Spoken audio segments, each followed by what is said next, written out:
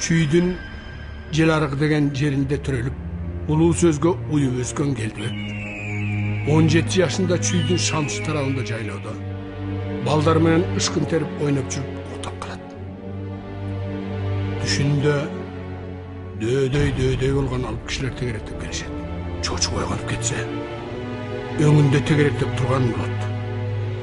Рамандын ырчуулу алдыга чыгып, манас ата баш болгон чоронун баары менен тааныштыра баштайт.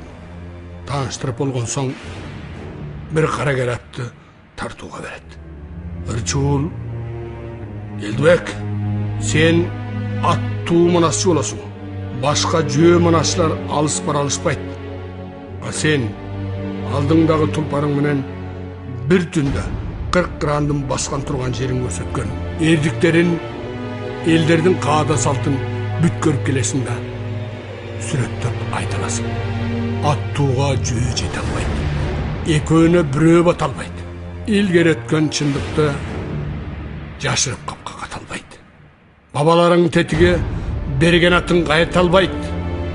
Элиңдин манасчылары сенчелик манас айта албайт дейт.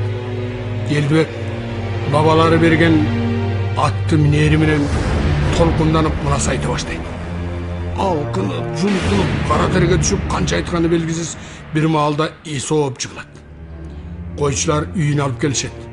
Жин чалып кетти деп демчи, домчу, күйчү, бүбү бакшы молдонун баары келет. Эч нерсе кыла алышпайт.